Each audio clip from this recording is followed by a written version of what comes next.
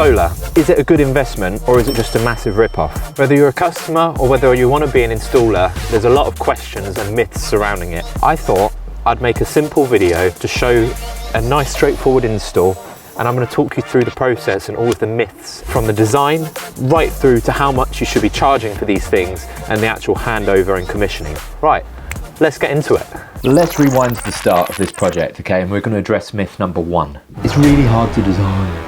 No, it's not. Solar is really easy to design. Trust me, if I can design it, then you can design it. There's loads of softwares that are out there. Software, I'm not sure what the plural of that is. See what I mean? And I can design it. That are completely free. However, if you're going to use Solar Edge, you need to use the Solar Edge design tool. We're not going to dive too deep into it, so I'm just going to show you how simple, straightforward, and quick it is to design it. You can do it yourself. Do it for your nan's house. We're going to call this one Stop Being a Massive Wuss. And can I just address the myth immediately that if you like a sit-down wee, that makes you a wuss? It doesn't. It means that you are mindful about the things you do, okay? I've just typed in the address. You see this roof here? Oh, that's a nice roof. You go through the grid parameters, make sure it's all right. We're gonna go through his name. Don't be wussy, but we're gonna create that. So the next thing to do will be to fill out all of the energy costs, and it's important because you wanna make sure that when you're designing a system, it's gonna be profitable for them, basically. Start with your energy costs. So for now, I've just filled out some random ones. A family with infants and preschool children,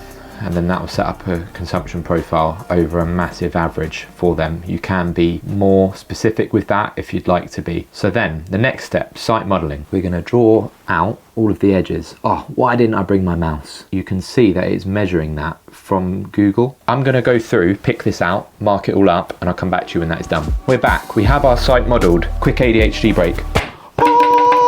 The other thing to bear in mind is shading factors, okay? So anything that's going to shade your system is going to affect the output of it. Next stage, get some panels on the roof. So we go over to PV module placement. We are going to add some solar panels. So you see up there, add PV module. We're going to set our azimuth so it knows that this roof is 160 degrees from true south. Now, I would rather it be 180 degrees. It doesn't really matter if they're a little bit off center in terms of aesthetics. It would be nicer that they get more efficiency. The reason being, sorry, I need to answer this. Hello? Hello.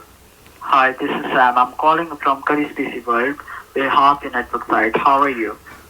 Yeah, I'm good, thank you. How are you? Yeah, I'm also good, thank you. So right, we are providing you 40% discount. How does that sound to you? 40% discount? I mean, it sounds pretty incredible. So you're from Curry's PC World? Yes. It's just I don't have the authority to make that decision, but if you call up Artisan Electrics, they'll have the authority. Okay, I got it. No problem. Can I give you the phone number? 01223. Yeah, so if you could call on that number, they'll be able to make the decision better than me. That's my boss. Yeah, sure, I'll call you back. Thank you. On this number. Cool. Hope he enjoys that. Absolute bargain. 40% off everything at Curry's PC World. All the way from Bangalore. But absolutely gutted if that genuinely was 40% discount. I just chucked it over to the J-Dog, Piers Morgan himself. Back to the design. Let's add PV modules. So we go add PV modules. Okay, now the fun part. All we do is start dragging and dropping. Ooh yeah. 2 at a time like that, roughly. Copy and paste that. You're going to want to have a bit of a gap, because if you imagine the panel is like that and the south is there, you don't want it blocking the sun from the ones behind it either, do you? Maybe 170. Let's go over 170 degrees. There we go. So we've got an approximation. There probably will be some final adjustments and tinkering on site, but it gives you a rough idea of what we can go for. The cool thing about this, actually mapping it out and looking at it, is you can see what will really work and what won't. So it's going to look something like this. There's always going to be a little bit of jiggery pokery, as they say in the Oxford Dictionary, on the day of site. So the next step now would be to figure out the system type. So because it is a small garage system, we're going to go for single phase, and although the system in the house is 3-phase, all the load is actually on L1. It's a weird German system. For now, let's just flick through that. We'll go for the electrical design. So we'll move the inverter over to here. That is the inverter there, and the battery. And then we're going to go for the stringing. All right, we're going to do something wild here now. You ready? We're going to do the auto string tool. So it's that tool just up there. Auto string selected inverters. So I'm just holding down the shift key and I'm going to work my way through all of the panels. Perfect. We'll click done. There we go. With its stringing tool, it has just worked out the most efficient way to string our system together. And that is it. Now the financials and the bill of material, that is for you to go through. Now what I can do is I can show you what I have charged for this job, but that is going to be the final question of this saga. But what this does do perfectly is it segues us into the next question of this series. It's really hard to install. No, it's not. It's actually very easy to install, and this job right here is a perfect case study of how exactly you go about doing that from start to finish. Let me show you around the job. So this is Brian. Brian is our victim slash customer, and this is Brian's garage roof. This garage roof is going to have just over 5 kilowatts of solar put onto it. Now we're opting for a solar edge system, and I'm going to show you the reasons why we're doing that later. So obviously, because we're in a garage, all the power is coming from the house. So we've had to get this trench dug. So this trench has been cut in, dug, and we have 2 ducts which are running 100 mil apart all the way around here, all the way around here, and will be going into the house. We have a 90 mil duct which will have all of our power on it, and we have this 50 mil duct which will have all of our data and ELV connections on it, which is ideal. However, what's not ideal is the original plan was that we'd be able to get the power all the way into the house. So I was hoping it was going to be a straightforward fish, but it's not been that straightforward. So now we're going to have to change tack a little bit. And I think what we'd actually have to do is cut into one of these existing ducts down here and maybe fish that then into the house. But we've got mains, we've got external, we've got BT, all sorts. Let's go into the dry and start some work. Okay, let's go.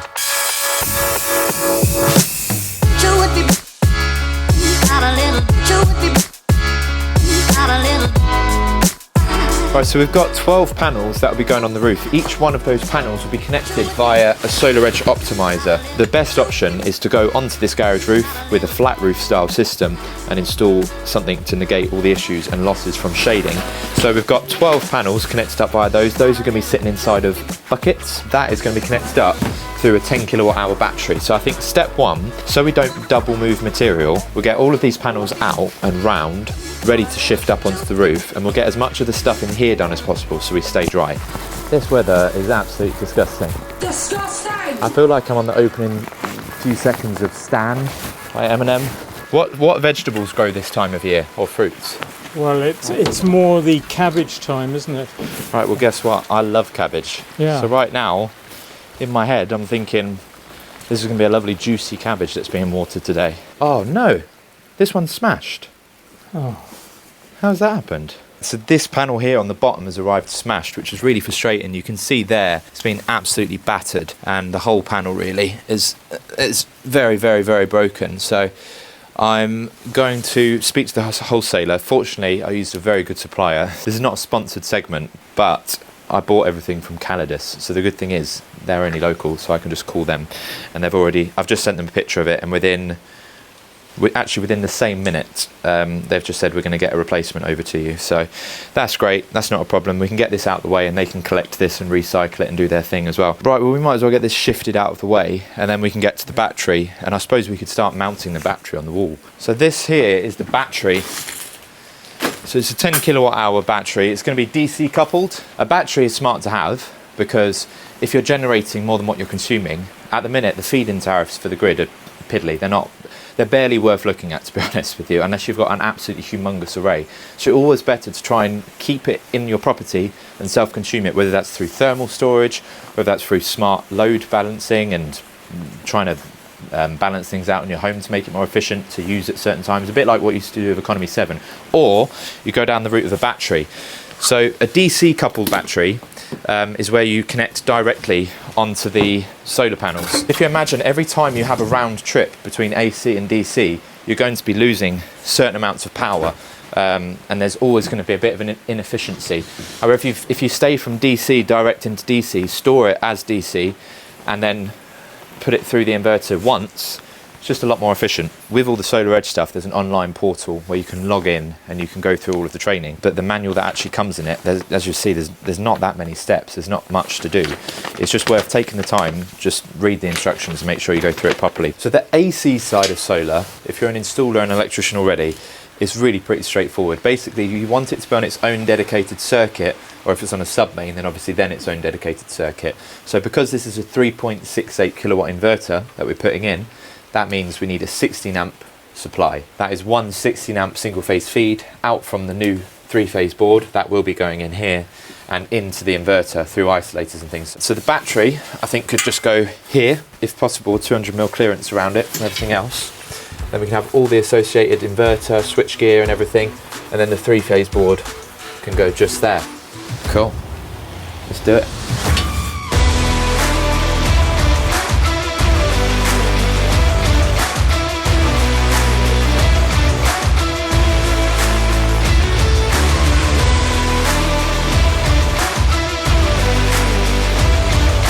So we've hung it up using these coach bolts and they are absolutely solid.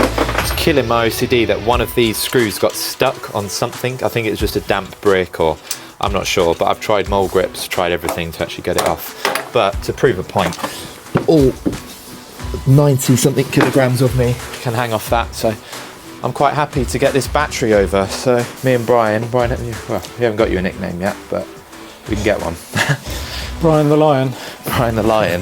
Gonna get this onto there, but it's very heavy. Are you alright? They're out. So these hooks here Go up on there. drop into there, yeah. Wait a minute, let's get some wood under it. Oh, well that works. We could just keep building it up. We keep building it up. And then go Jenga, take it out. Yeah. Okay. Right. Great idea. This is not a good day to not wear my steel toes. There we go.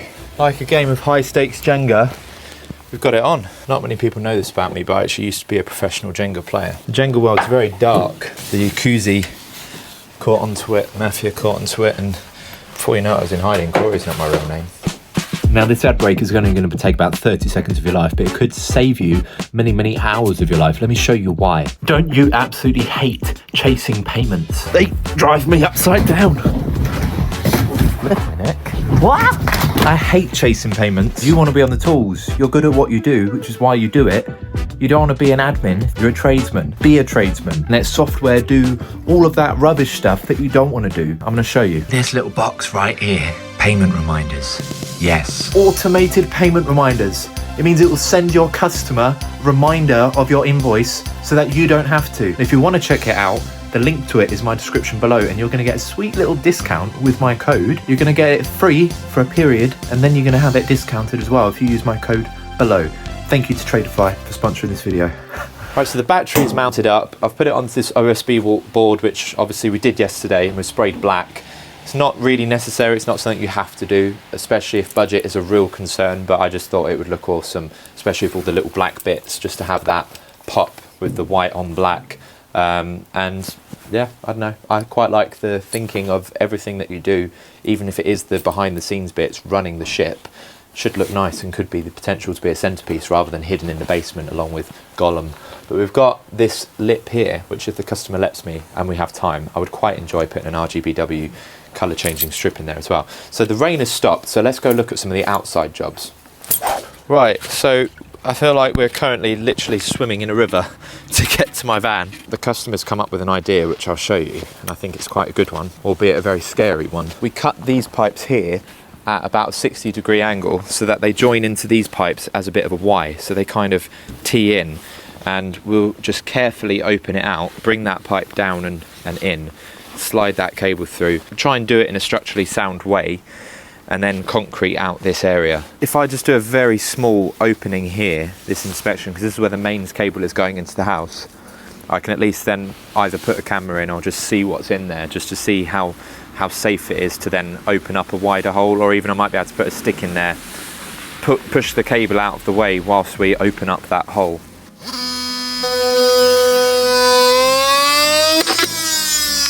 Oh yeah, that's no problem. You see there, that is the armoured cable sitting inside, so that is the mains cable supplying the house. So I don't want to obviously hit that because that would be a ginormous kaboom. Now we can see what it is. I'm a lot more comfortable opening up that 90mm duct.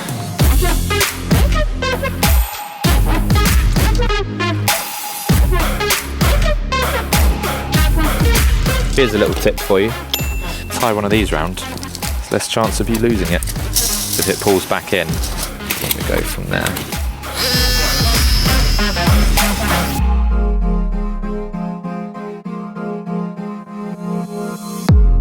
I apologise to all the audiophiles in advance for the terrible audio that's about to happen here. I've had to put one microphone right inside my pocket. Right, the only way that I can see doing this, come round, join me in my lovely trench. I've tried to lay some cardboard down, because as you can see it's kind of turned into the sum in here. I've switched off all of the cables inside, but I need to joint onto that conduit right there. This pipe here, I've cut at an angle and it needs to sweep on and into this pipe here. So this one has already been cut and is ready. I've just stuffed it with a rag just so that it doesn't fill up with stones and muck. Because this pipe here is the BT line into the house. And again, let me emphasize, inside there is tiled floor and just about everything else, which means this is as close to the house as we're getting. So we've just got to cut into these ducts and splice it along, but we need to do it in such a way that this pipe here, I'm not that worried about being able to ever rod the cables this way, but I don't want to damage the ability to rod the cable back out to the main road should they ever need it. Right, let's just make a start. So I'm trying to cut in there, you see that pipe there, except I need it to fit that chamfer. Can you take my hat off, please? Or sir? Oh yeah, thank you. Trying to get it muddy, I like that hat. Right, so we've already got a draw rope that's pulled through this. The customer is the other side cutting out his tiles because ain't nobody got time for that. I've got another blue draw rope which I'm going to try and pull through because I don't really trust that skinny one that came with it. So the cable we're pulling is this. It's the Doncaster Cables 4-core 16mm. So I'm running 3-phase out to here now from the house, and that will be 3-phase plus neutral, and then we've got an earth rod which will be going outside. Now for the earth rod, I'm thinking it'd be a very nice location to put it just there between the two pits. What I'd like to do is a resistivity test to actually properly check how to do an earth rod, which this video is like, it's a little nutrition bullet. This is the Huel drinks of, actually Huel, the jury's out. Yeah. This is a little nutrition bullet. This is your multivitamin episode. You can save it and keep watching it because there's going to be so many sections of juicy educational goodness. But yeah, I'm thinking we do a proper spike test, get some readings and put an earth rod just there. This cable is ready to go into these ducts, but I need a wee before I can do anything. I really need to get some walkie-talkies, but in the meantime, should we try yelling down this? Yeah. We could see if we can hear it on the other end. Now, if you run quickly, you might hear yourself at the other end. I can actually run faster than the speed of sound, almost. I've been working on my 5k time. It's all about cadence and stride. Right. Brian, do you want to shout down the tube? Okay, Corey, I can hear you. Can you hear me? What? Yeah, I can hear you loud and clear.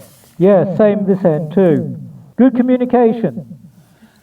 I absolutely love this. I feel a bit remittent now to actually cover it up and ruin the acoustics with the cable.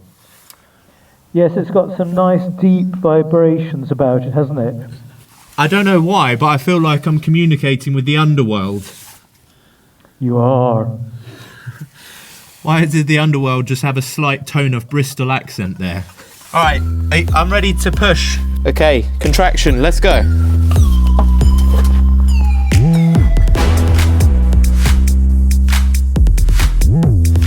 Oh, this is lovely flexible cable. It's also not too cold just yet, so it's still not too rigid.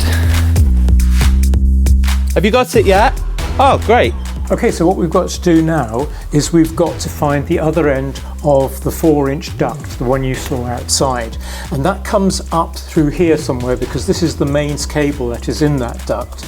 Now we've got to carefully drill out these tiles here without affecting the mains cable to find the opening that goes into that duct.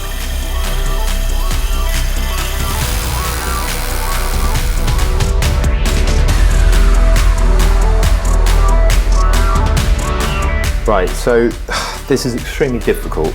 We're trying to come in where this main head is, the power goes down and into a duct, and we know that because there is a fantastic photo album which was kept from when the work was done. So you can see that duct coming up through the floor, and you've got this old boy here from 1998 installing them. And you can see where the duct runs out and through into the property, but we're just trying to dig down now and actually find where that duct enters, because that's the duct we've cut into on the other side.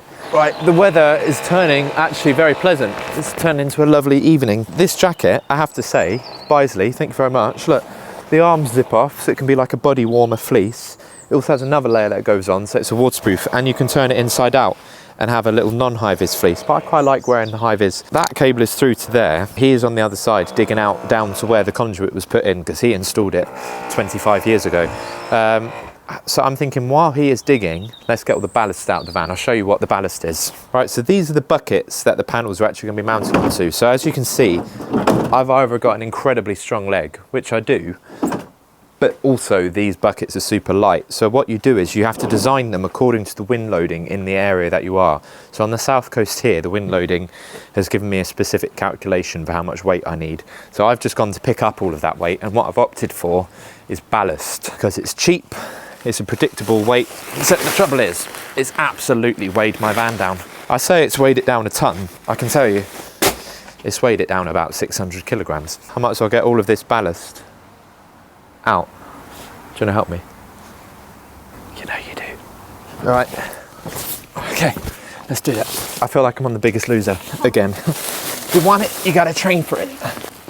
Oh, so what is that bag stacking technique? You're gonna be a star. You just have to lift the weight. Lose the damn weight. Come on, we can go quicker. From 1 to 10, what do you think of my lifting technique? Solid 7. Thanks. No, the bag's split. Put ballast all in my car. Are you joking? Here, take this one. It hasn't been a disaster this great since Pontypandy lost to Byman Sam. So the ballast is moved, and we've kind of managed to source this duct as well. Let me show you. You see that there? All of that is the cable duct, but it's so deep under there. But I reckon that's enough now. Right, so this here is the other end of that duct. So now, let's see if we can push the cable through, and it feels like it will just glide right on through. This is graft, this. I think that might be through enough. I love that we've got a little natural walkie-talkie. Okay, got you. Yeah, good. I've got it here, I'm just bending it, yeah. Ah, there we go, it's going. Yeah, spot on. Oh, amazing. Yeah, out of the hole. We're out of the hole. Whereabouts is it? Up out of the wood even. Oh, Only by about that much, but we're out of the wood. we're out of the woods. Literally. I've got the easy bit now, sliding right through. I can't believe that actually worked. Instead of I can't believe it's not butter, it's oil electrical. I can't believe that actually worked. Okay, yeah, we're good. Love it when a plan comes together. You deserve a pat on the back for the forethought of doing that 25 years ago. Great, so you can see here, that is all teed in, ready to go. So the next one to do is the 2 data cables, except, and it's a new day. So today, the weather is absolutely glorious and lovely, so we thought it'd be a good idea to get all of the outside jobs done. If you're like me, earth rods generally, unless like a specific contract for a generator or something like that stipulates it, an earth rod generally is just bang it in the ground, get your ZE reading or your external fault loop impedance reading. If it's good, then it's good. But there is actually a whole process and procedure around earth rod testing, and we learn it in college, and then kind of a lot of us, if we're being honest, immediately forget it. So what I've done today is I've got Kevin from Chauvin Arnoux, and he's got this very fancy test equipment, and he's going to teach me, and by and large you, how to properly test earth resistivity.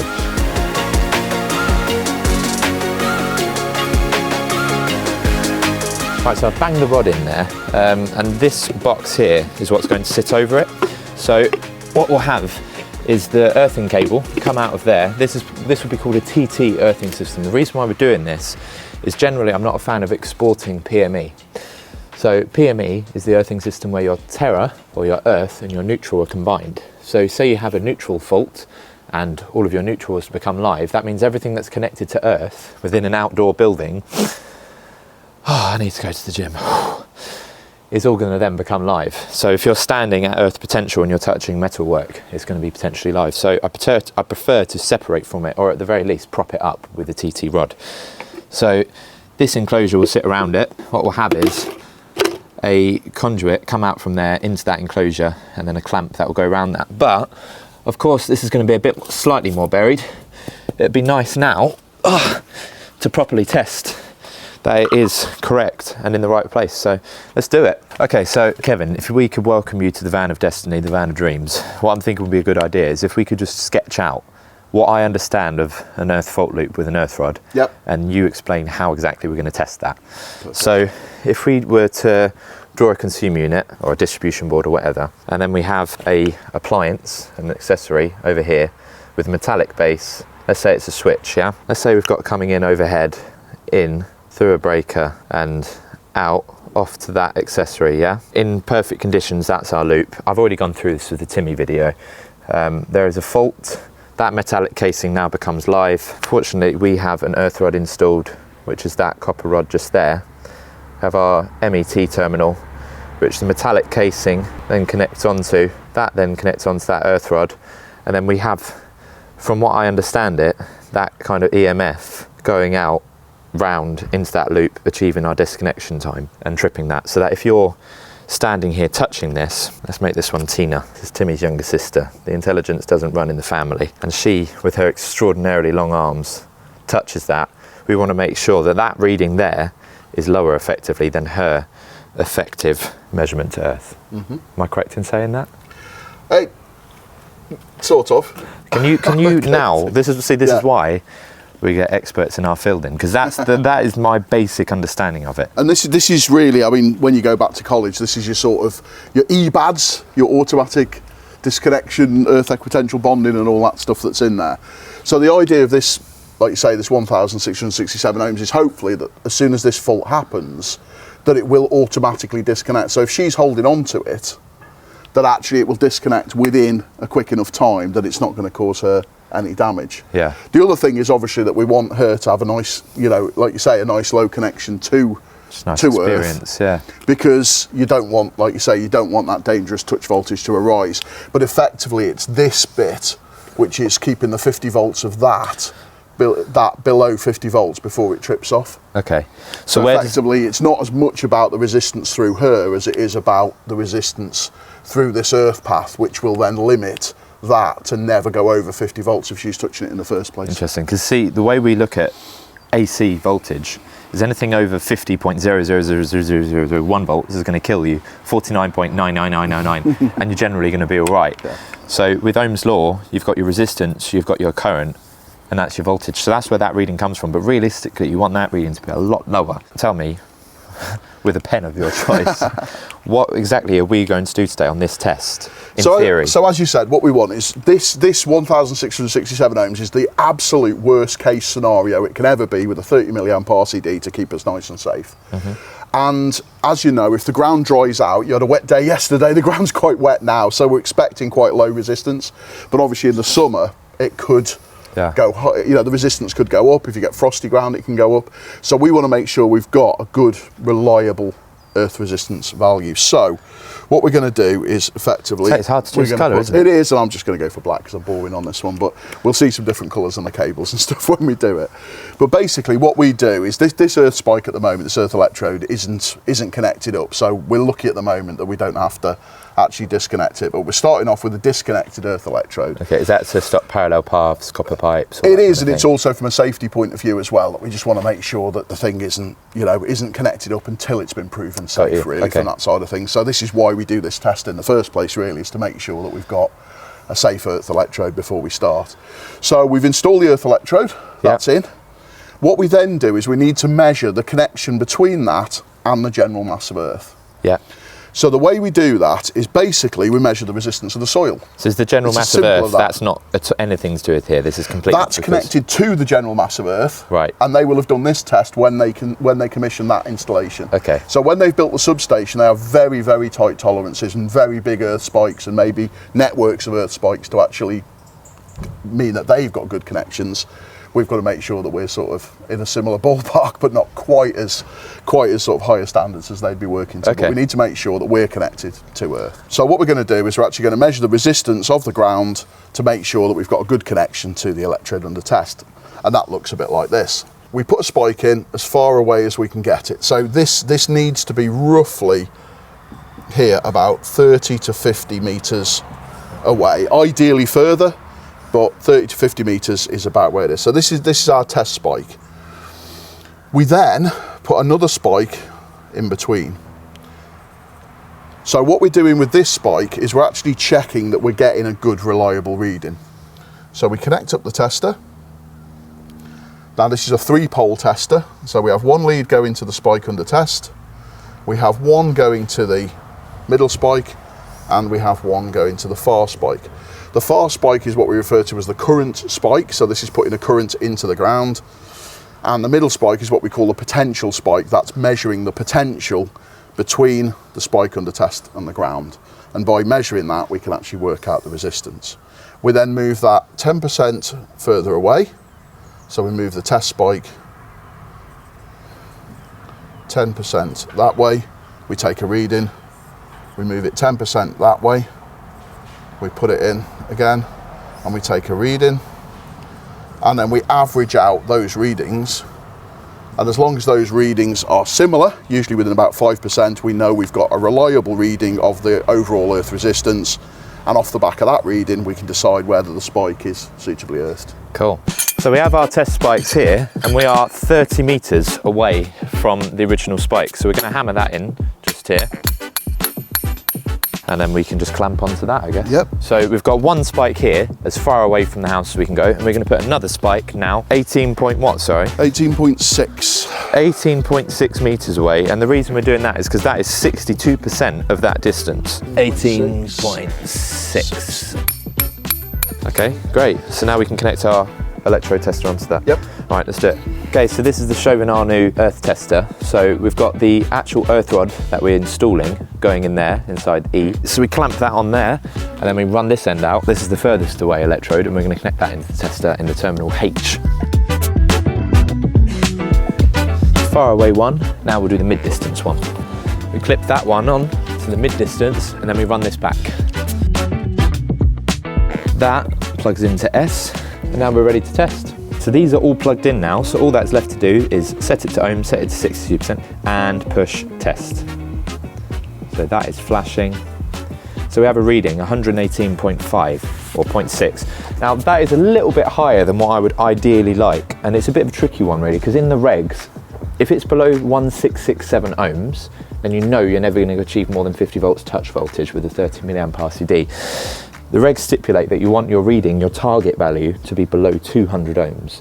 However, there's also, it would be nice if it was below 100 ohms. So it's weird, isn't it, when you have kind of 3 values to look out for one reading and one test. I can feel there from hammering that in, I've already hit a pretty darn rocky layer.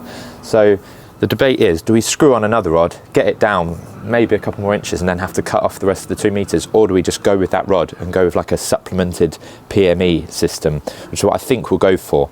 But we'll carry on testing anyway, so we have an absolutely accurate reading. So now we'll go move that middle rod 10% each way, and we'll get those readings and we'll take an average. So now we need to move this 10% this way, which will mean we have to move this to 21.6. There we go. So we can just push that into the ground there. So now we push the test button again.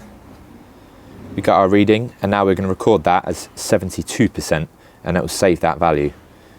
Now 10% this way. So now we push test again, and we save that as our 52% value. So now we have our 3 different readings there. We've got our average value, so this is the one that we actually record, and we've got our average percentage of deviation. So if that's below 5%, generally we're happy to make sure that that's actually an accurate reading. That's the deviation between all of these, but that's 0.4%, so super accurate. That is how you properly test an earth electrode. Right, so earth electrode is tested, so now it's time to make the most of this beautiful weather window and get all of the outside stuff done, because the weather is going to turn really nasty again tomorrow. So we've got bits to do on the roof. So we'll get those tubs filled up with ballast and all the panels and everything on them and up on the roof. And then we can also get all the bits done on the outside ducting. Let's do it. This is my absolute favorite knot, which if you keep watching this channel, I will show you one day. But you know, I can't give you all the tricks in one video, because if I give you all of the tricks in one video, then you have absolutely no reason to come back. Because let's face it, it's not the dad jokes that keep you coming back, and it's definitely not the dad bod that keeps you coming back. So it's all this juicy goodness that I learned from other electricians and then share on here. Right, so we're going to pull a blue rope through as well, because I want, even though I only need one data cable through there for now, I would like to have a spare rope in there so we can pull more stuff through.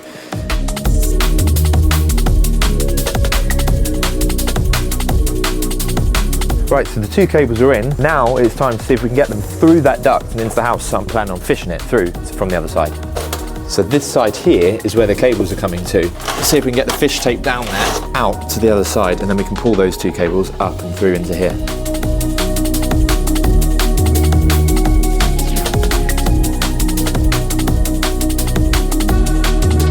That is in, so I'll show you the actual finished plan of what we're going for here. So you see there, that tees in nicely, and then underneath here,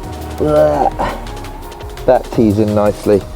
So no gaps. Also, I hope you noticed there's a bit of a change in quality from yesterday from the footage. Our new camera has finally arrived, so now we've got a much more professional rig. So this camera, there's going to be a section in this video where the quality just like dips and then it comes back up again. So cool, that's in. Let's get some panels on the roof. Okay, now this is the roof that the panels are going to be going onto.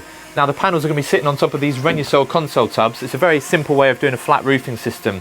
Now we have to put ballast in there. Now there's one consideration I'm especially concerned about. The reason being, because we might be working here, but right over there is the beautiful ocean. What that basically means is lots of strong sea breezes. It's only probably about 100 or 200 or so meters that way until we're on the cliffs. So we just have to make sure we use an appropriate amount of ballast. You don't want too much because you can't overweigh the roof. But you want enough that these panels aren't going to launch off and become a projectile on someone's face. But we've opted for an amount that we're happy with. I'm not going to tell you that amount because for you need to calculate it yourself. You need to look at how much your roof can take, what wind load area you are, and then calculate that.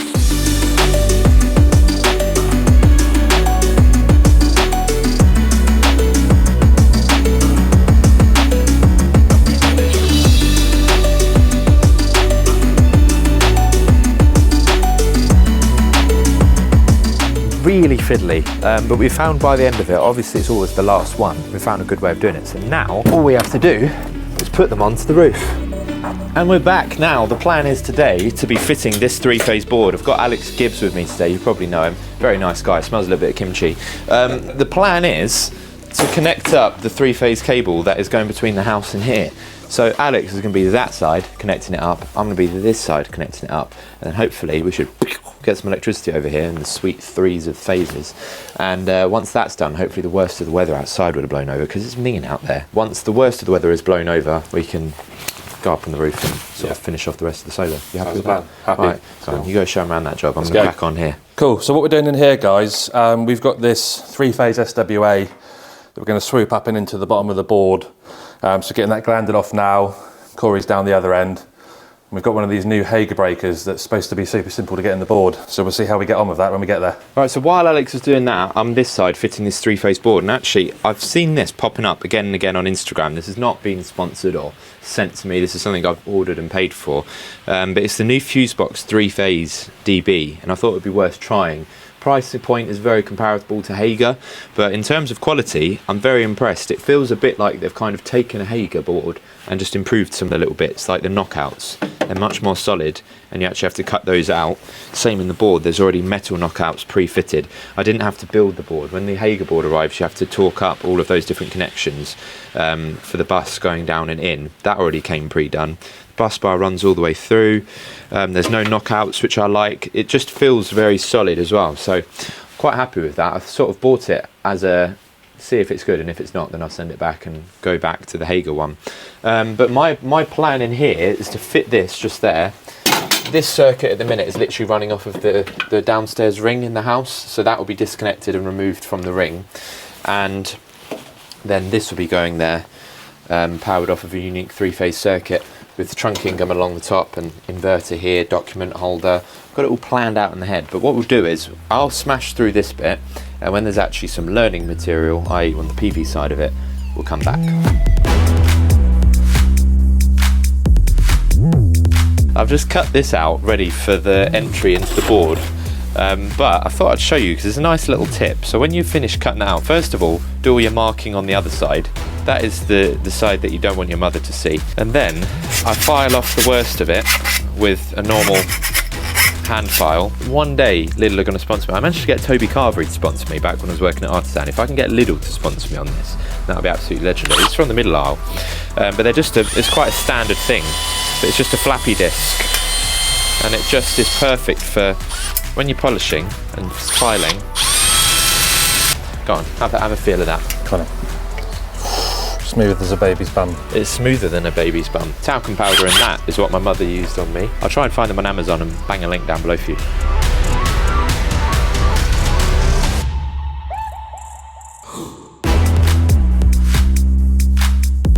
So this is all mounted up now, ready to go. So I'm going to put the inverter there, but meanwhile, get Alex set away on putting these panels on the roof. Right, so all of the panels are roughly laid out into their position. Well, I said panels, the tubs are. They're going to be going into these optimizers. What these optimizers do is we'll give each one of the panels the ability to output their best or their worst without bringing down the next panel in the string, in the series. And then this will then go and plug into the next one along and so forth.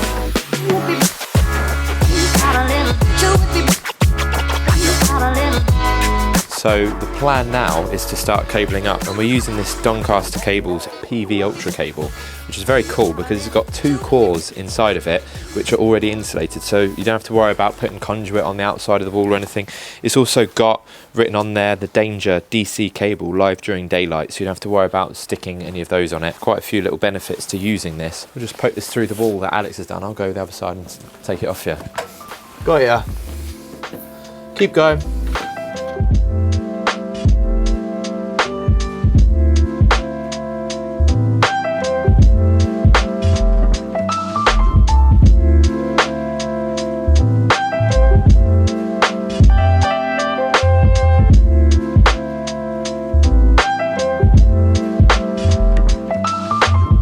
Okay, so we are finished for the day. We've got the Modbus meter in. This will have a CT clamp which will run out to the main tails in the house. And Alex actually managed to do that with a Makita multi-tool, which is quite impressive.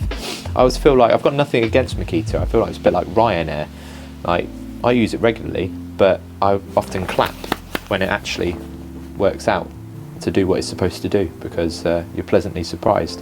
Don't have any expectations. We have our generation meter in, so this is basically going to be telling us what we're importing and exporting, and obviously that'll be a net meter because we've also got the battery. We've got the AC isolator, which will isolate the AC to the inverter.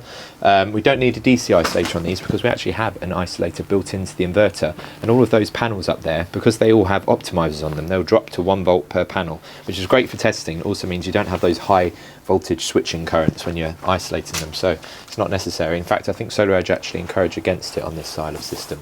So we have our multiple stuffing glands here. We have a variety. Stuffing glands are not created equal. We have the 17mm one here for the data. We have 2 red positives, 2 white negatives, and a black one for power. We've also got our fancy little document holder and a 3-phase board. Now, speaking of Ryanair, we were just talking about Wetherspoons, and amazingly, a little fun fact for you, which if anyone watching this right now works for Wetherspoons or is just a good lawyer, please feel free to reach out to me, because I've actually managed to get myself banned from the Wetherspoons in Keswick. I think that is the lowest of the lowest of the low of the low, really, managed to get yourself banned from Wetherspoons, but we've managed to. Tomorrow we're going to be answering the question about qualifications, exactly what qualifications you need to be able to offer solar and battery storage to customers. I'm also going to tell you about the time that I got banned from Wetherspoons, and it's absolute pure sheer injustice. So if you want to find out about qualifications, Wetherspoons, and how much you should be charging for a system like this, you're going to have to keep on watching the video. And it's a new morning where today I've basically spent the morning just doing a little bit of this. So some nice little details here, getting all the cables through, getting all the isolators and everything mounted up. But it's slow going because it's just me, Orsa, and our absolutely wonderful customer here, Brian, who's been offering to help and far more qualified than me to do so. So it's pretty great actually. It takes time when you're trying to make a film out of it. For you guys just offering solar as a business, it's pretty straightforward, it's pretty easy. But now we're on to the exciting bit, which is the panels. So these are 430 watt panels, and because the optimizers have already been mounted yesterday lovingly by Alex, these will literally plop on the top, screw in and plug into the optimizers, and all of the roof has been mapped. With SolarEdge, you get your site plan, okay? So we've already made our plan, we've downloaded it to site. That will appear on a drawing like this, so we can see the house, we can see the roof here, and we can see the current orientation. So I've already mapped and scanned all of the panels, scanned the QR codes on the various optimizers. So then that will mean we can track individually each one of these panels. All right, should we start getting them on the roof? So basically this is a series circuit. So each one of these optimizers will have a feed in and a feed out, and then the panel will plug into that part there, and that will be optimized. So we need the the start or the end to be over there where Brian is in the far corner, then it will go from there to there to there to here to here to here, round and to there, leapfrog over to there, there, and then have that corner there as the end of line. So we're just running it out.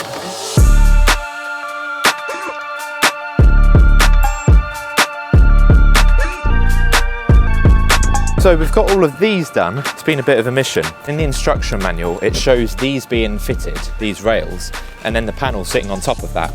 However, if you do it that way, you cannot get to that malt there to actually tighten it up. It now means to actually fit the panel, we've got to double move these rails. We have to take the rails off, fit them to the panel, and then fit them back down again. So it's a bit of a faff. The next question, which I promised that I would answer while I was up on the roof. How do you get qualified to do solar? Now, here's the thing. I believe qualifications and competence do not come hand in hand in any industry, and especially in the electrical industry, that you can have competence without qualification, you can have qualification without competence. But to do the BPEC qualification, that is the name of the particular solar qualification and solar course that I took, I thought it was good. It gave you a good intro to solar, how to design it, a lot of things to be aware of. But I definitely did not walk out of that course feeling ready to install. The only thing that has kind of given me the confidence to start offering installs is just by doing a lot with other companies, and also doing some on my own, but also always having a good team around you, and then realizing actually a lot of it is really straightforward. And for the Solar Edge system, they actually have an online course which is free. It's the Solar Edge Academy, so you can sit and watch through all the videos, and then you realise that's quite self-explanatory. The commercial stuff is a little bit more complex, but anyway, we can go into that another time. So I find with solar, the actual electrical side of it is very easy. Like, you learn to make off one crimp, the MC4 connector. That's the kind of standard connector for DC in the solar industry. Once you've done one of those, you're good. You can't really get them too far wrong. As long as they're tight and secure. The AC side of it is equally easy. It's generally just a radial circuit out to an isolator, through a gen meter and back to the inverter again. The thing that is a bit more complicated is all the different operating systems, all the different softwares, and also making sure you have the most efficient design. Because some things in the design for solar are a little bit peculiar. For example, oversizing. Typically when you size something, you would want to size it with a lot of headroom on it. Whereas when you size a lot of inverters, because of efficiency curves and coefficients with temperature and everything else, you want the inverter to often be running at its namesake value. So say it's a 3.68 kilowatt inverter, you want to make sure that most of the year it's at 3.68 kilowatts. So that might mean that in the summertime it's clipping slightly, or switching that power over to DC storage if you have DC storage. There's a lot of specific niche parts of a solar install which you're only going to get really through experience, through watching videos of other people doing it, or with working with slightly more experienced contractors.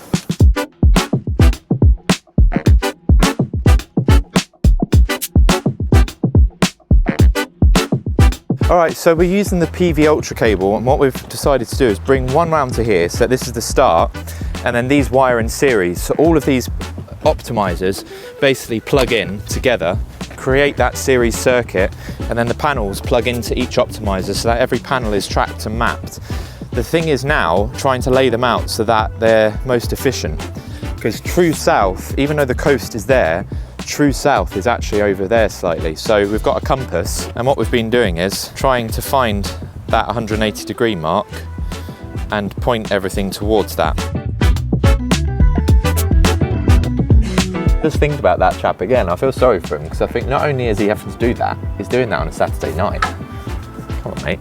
Wetherspoons, you could go there and get a nice drink on a Saturday night. I mean, I can't, but you could. Okay, I have one for you. A guy and a girl are in a bar. Now, they're on a date, and the date's going really well. The girl leans forward and whispers something in the guy's ear. She says, plethora. She says, wow, thanks man, that means a lot.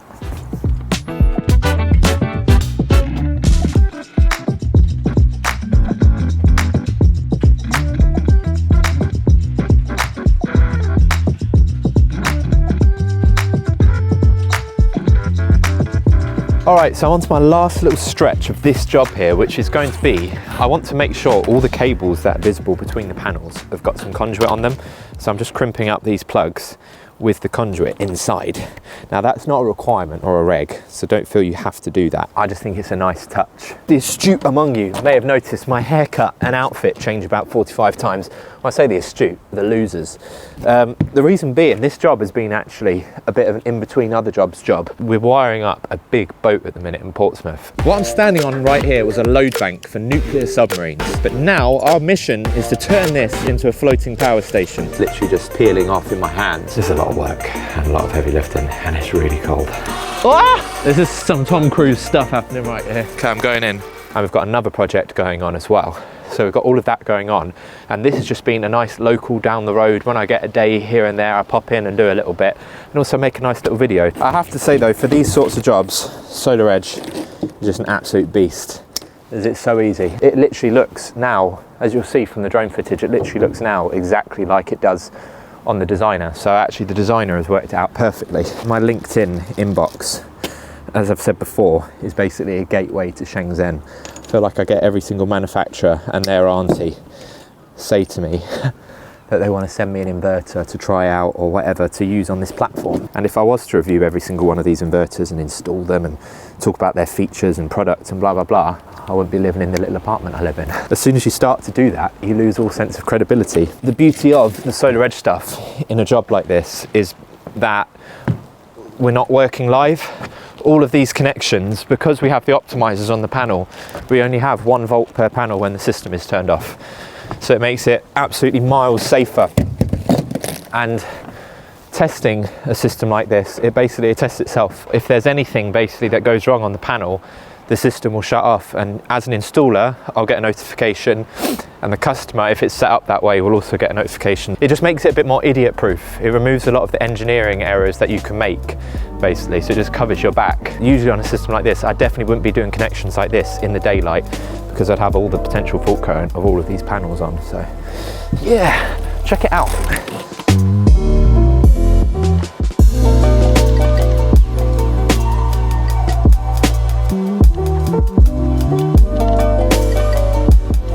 Alright, so we're finished on the roof now. And that brings us to our final myth. It's really hard to commission and it's really hard to test. No, it's not. If someone's telling you that, then the reason why they're telling you that is because they want to have all the work themselves and keep all that sweet moolah in their pocket. That's not very kind. There's a reason why I've chosen Solar Edge for this video. So do you remember earlier I showed you this, right? So all of these panels are mapped. What I want to do is go onto my app called Set App. Set App is a Solar Edge app, and that is for setting it up. It's a fantastic play on words. I don't know if they did that after the fact or if they realised that what they were doing with their play on words. There's no point diving too deep into one specific system on how to do it because everything is going to be different.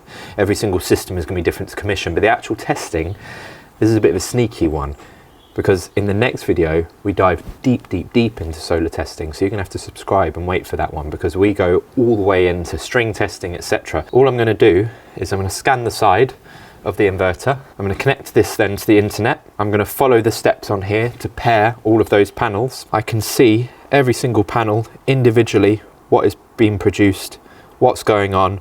If one of them is under-reporting, if one of them isn't doing what it's supposed to, I can see it. Then I've got my battery commissioned, I've got everything else. It is ridiculously easy. And now for testing on here, there isn't really any to be had because you can't get string tests. Because as I say, we've got optimizers, I've said it 100 times, there should be 12 volts on this system because we've got 12 panels, 1 volt per panel. Only when it's actually up and running and talking to the inverter will it bring the voltage up to what it needs to be. So there's no voltage checks you can do. If the polarity is wrong, it won't work. It does its own installation resistance tests. It is such a clever bit of kit. So if you're a beginner looking to go into the solar industry, to be honest, Solar Edge, in my opinion, is a fantastic place to start. At the minute as well, they've got a deal running where if you buy their 3.68 inverter, they'll actually give you a home hub for free. So that will give you a whole home backup off of the inverter. That's quite a banger of a deal, so go check it out. But that means there's still one question left to answer, and that's what happened in Wetherspoons. Sadly, for legal reasons, I can't go into it too deeply. All I can say is, I promise you, I'm not rowdy. And I promise you, none of us in our group were. Someone tried to convince me that there was no fried eggs in a cooked breakfast. I was delivered a cooked breakfast without fried eggs on it, and I very politely said, sorry, I think it's meant to have some fried eggs in it, and said, No, it doesn't. Now, I thought they were joking. So there's a bit of back and forth. I think it does. Cooked breakfast doesn't have fried eggs on it. There's not many things in life that I'm very, very sure about. But one thing that I am really, really sure about is that a cooked breakfast has to have a fried egg on it. So anyway, after a little bit of back and forth, the manager come out, decided to remove us all from the restaurant for causing a scene because we were apparently blocking a fire escape and arguing about eggs. So there you have it, I'm banned from Wetherspoons. Sorry, I forgot like the most important part of the video because I'm a complete moron. I forgot to tell you how much we actually charge for that job. So I'm here with these beautiful surroundings. I'm actually on a beach and I'm absolutely loving life because I charged 15 grand for that job. Yes, there are some people that would do that for cheaper. There are also some people that do a much worse job of it. Or some people might charge way more and do a worse job of it still. But however, I'm happy with that price. The customer was happy with that price. I feel it's competitive for where I live, for a very high quality install. And yeah, I'm still winning work. Customers are still achieving payback times. The world is rolling on and this is not the most important thing in the universe. Thank you so much. I hope that answered all of your questions. If I haven't, then please don't ever feel ashamed to comment your questions below, or if you feel it's a dumb question, which by the way, there is no such thing as a dumb question, then direct message me on Instagram and I promise you I'll try my absolute best to answer it. Sometimes it is really hard to, but I will try my best. If you ever want to hear more about Wetherspoons or any other kind of lowbrow antics that go on in the electrical industry, subscribe and I'll see you next week.